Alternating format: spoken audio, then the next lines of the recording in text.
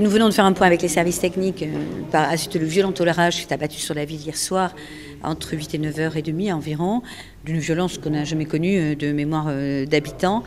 Donc le gros problème a été dans un premier temps les arbres de très grosse stature qui sont tombés sur les voiries, sur les voitures, qui ont bloqué donc des chaussées et qu'il a fallu dégager dans un premier temps. Tous les services techniques de la ville y ont travaillé toute la nuit, les voiries principales sont dégagées, sauf les endroits où, comme j'expliquais tout à l'heure, les liens électriques, les lignes électriques sont également effondrées, sont enchevêtrées dans les branchages. Et vous savez que c'est dangereux de pouvoir à ce moment-là intervenir. Donc là, on attend l'intervention des RDF, qui par ailleurs doit évidemment rétablir les coupures d'électricité. Nous avons 4 quartiers importants qui sont privés d'électricité depuis hier soir, le Faux, le Carrera, Saint-Martial et Gasseras. Gasseras-Pouty a été très touché, notamment, et ça a été aggravé par une explosion de bonbonnes de gaz qui a provoqué un incendie, qui a été circonscrit, mais là aussi il y a des dommages importants.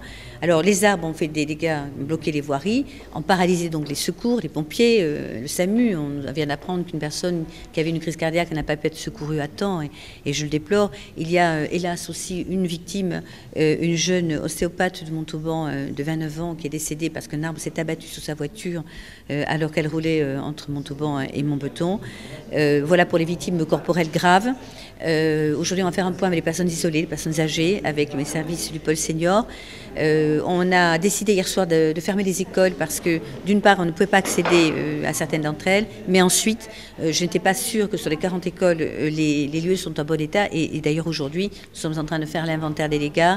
Et pour certaines d'entre elles, il n'y a pas de problème. Pour d'autres, les toitures, les plafonds se sont effondrés, les carreaux sont cassés, il y a des inondations, des chaufferies cassées aussi. Donc, on va passer la journée à réparer.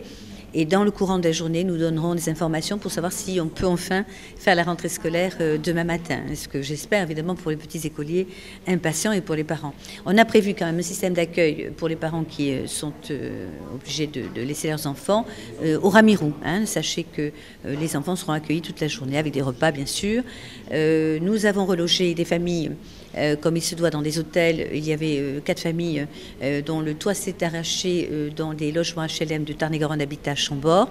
C'est tout ce que nous avons eu comme connaissance, en tout cas de personnes qu'il fallait relocaliser. Enfin, la cellule de crise s'est mise en place immédiatement au niveau de la ville, au niveau de la préfecture, de façon à coordonner les secours et les interventions. Essentiellement, aujourd'hui, je déplore pour ma part parce que j'aime beaucoup les arbres, ces magnifiques arbres centenaires, des platanes sur le boulevard Garrison, le cours Foucault, des arbres dans le jardin des plantes magnifiques, les allées mortarieux. Et en plus, ces arbres sont effondrés sur des voitures. Il faudra que pour tous ces dommages matériels, là, on est à l'heure du constat, viendra après le temps de la réparation. Je pense que le préfet, bien sûr, va prendre un arrêté de classement catastrophe naturelle ou le ministère de l'Intérieur, de façon à permettre le dédommagement rapide des victimes par le biais des assurances. Ensuite, on verra s'il faut demander davantage. Pour l'instant, on n'en est pas encore au chiffrage des dommages, mais on est surtout à rétablir les services publics. Nous n'avons pas fermé les crèches, je le dis pour les parents, donc qui sont ouvertes, qui n'ont pas été endommagées. Et quant au transport urbain, le préfet avait décidé hier de fermer les transports scolaires, ce qui fait que les collèges et les lycées sont fermés, quoique je viens d'apprendre que sur les 4 collèges de Montauban, 2 sont néanmoins ouverts, le collège Olympe de Gouges et Jean Jaurès. Les 2 autres sont fermés. Et en ce qui concerne les transports urbains montalbanais, la société de transport montalbanais a maintenu quelques lignes. Je crois qu'il y en a 4 d'ouvertes sur 7. Mais en cours de journée, ça va s'améliorer évidemment dès que le trafic sera rétabli. Voilà, donc s'ils veulent se renseigner, je crois que le mieux c'est de voir sur le site de la ville ou le ACM Transport, puis d'appeler ici, il y a une cellule de crise de renseignement sur tous les services concernés.